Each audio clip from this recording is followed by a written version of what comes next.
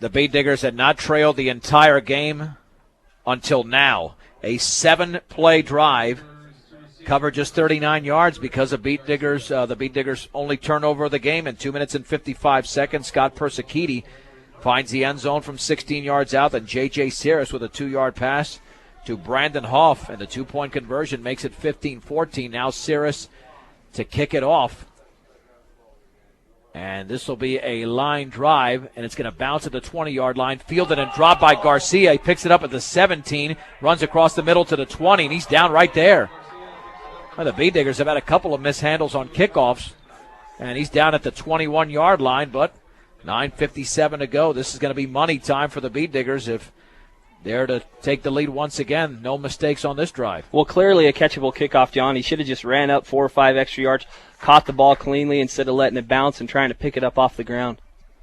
1st and 10 for Brush at their own 21-yard line. Your one-stop center for projects around your home office or yard is Ackley Building Center, offering that is everything you need to build, remodel, or repair, from paint to storm doors and windows to lumber and building materials. Ackley Building Center, 1402 Mill Street in Brush.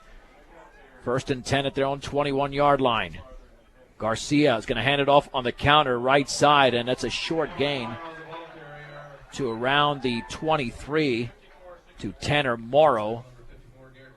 Garrett Page makes the tackle. It'll be 2nd down and 8. The Bead Diggers in no hurry as we approach the 9-minute and 35-second mark of the 4th. I know he only gains 2 there, John, but I like the play call from Randy Dreitz.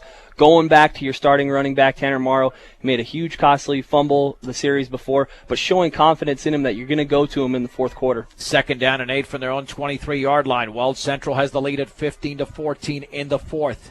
The backs are split. Garcia to hand it off to Weiser, running white. He's got the 25-yard line, or to the right, on the wide side, across the 25 to the 28. Dallin Wistons is down, and now he's getting up slowly. It's a gain of around 5, and I think Wistons has a cramp along the near sideline in front of the Bead Digger bench.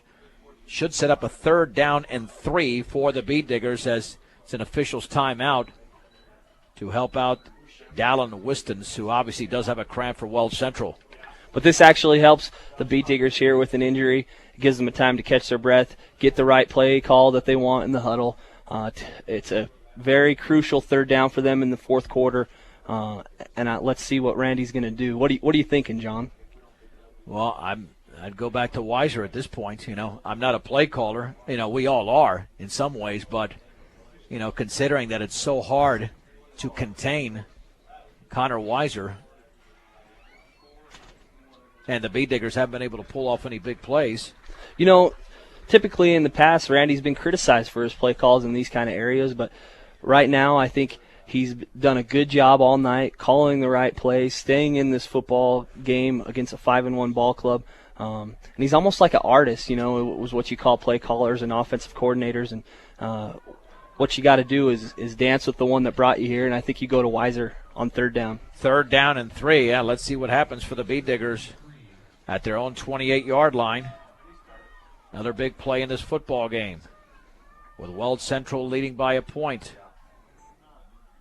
On 3rd down, Garcia to hand it off to Weiser, right side. 1st down across the 30 to the 35-yard line.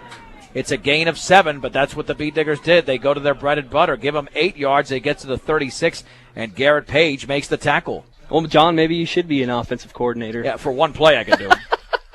Definitely for one play.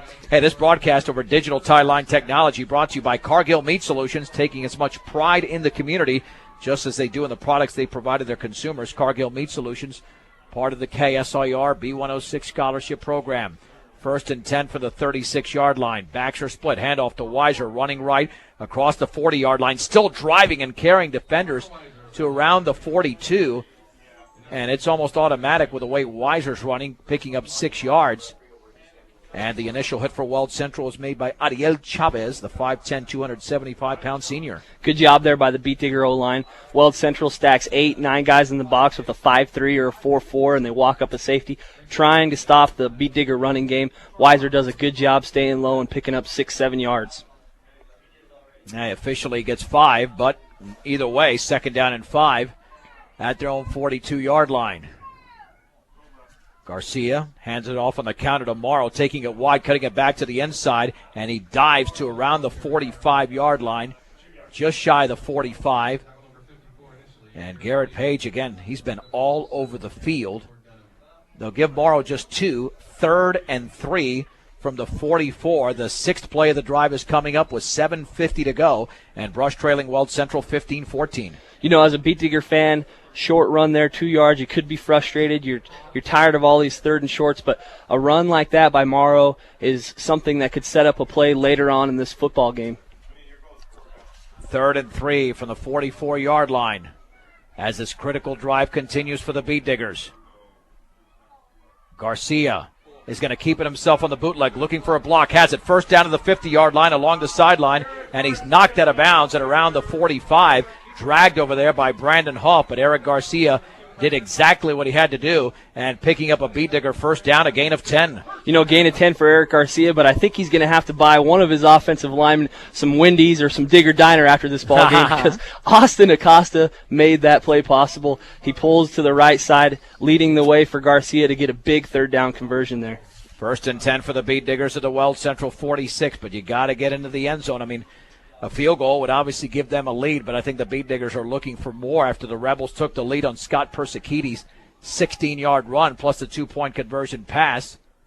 From Cirrus to Hoff, handoff right side. That is Tyson Larrick. He stumbles past the 40-yard line, inside the 40 to the 37. A strong run along the right side, and it's a gain of 9 for Tyson Larrick. 2nd down and 1, and that Beat Digger running game continues to pile up yards. 7 plays, 7 runs for Brush. Very good job getting Tyson Larrick into this football game. Another weapon that the Beat Diggers can go to on offense, giving guys breathers. He's a guy who's going to run hard for you. And like I said, he just picks up 9 yards on first down. 2nd down and 1 from the 37-yard line. 6:45 to go in the game. Garcia to hand it off to Morrow. He dives for a first down inside the 35 to around the 34. Garrett Page once again made the tackle, but it's a gain of 3, and the sticks continue to move.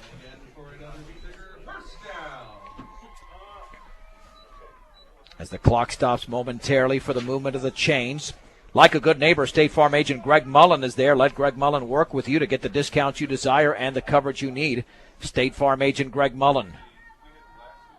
Boy, Joe, you'd like that touchdown to happen right now, but taking time off the clock is always a good thing, but there's plenty of time to go in this game. 1st and 10 for the Beat Diggers at the Weld Central 34-yard line. Garcia with a hard count.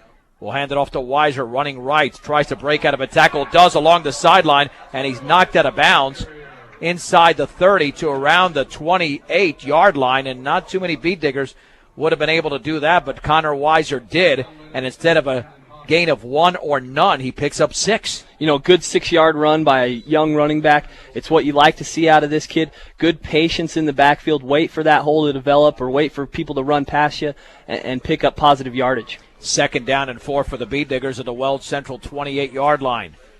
This drive for Brush began at their own 21. They're looking very strong so far. And they have not put the ball in the air. And on 2nd and 4, Garcia hands it off to Weiser, and he's hit at the line of scrimmage, but he's so strong he continues to move the pile, and now he's taken down, but his forward momentum did drive him to around the 26. Those are the hardest 2 yards he'll earn tonight. 3rd down and only 2. Connor Weiser moving the pile there, doing a good job after contact. Like I said, keeping those feet moving, holding on to the football tight in the 4th quarter. And once again, John, they're down inside the 30-yard line. They've had troubles with that tonight. 30-30, they've been great. But inside the 30, we got to see them score some points. The Weld Central struggle with that inside the 30 situation, and they got on the board. Let's see the Beat Diggers can counter. 3rd down and 2 from the Weld Central 26-yard line. They trail 15-14 with 5:23 to go in the game.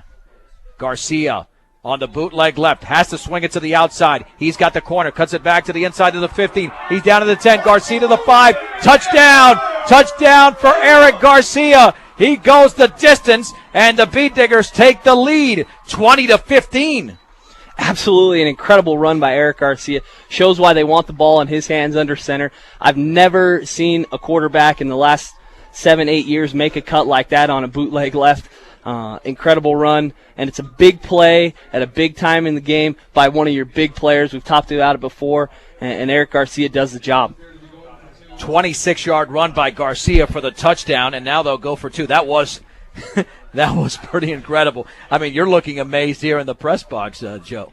I've never seen him make a play like that or a cut this season. He's maturing as a player and showing why he deserves to be there. Garcia hands it off to Weiser, left side, drives to the end zone. He should be in. He is in for the 2-point conversion. 5:12 to go in the game. Brush 22, Weld Central 15 on 1010 KSIR and KSIR.com.